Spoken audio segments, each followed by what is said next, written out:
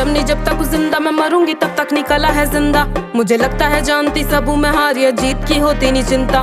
मैं सुनती हूँ लोगों को ज्यादा नहीं, पर मैं जानती सबके हूँ दिल का।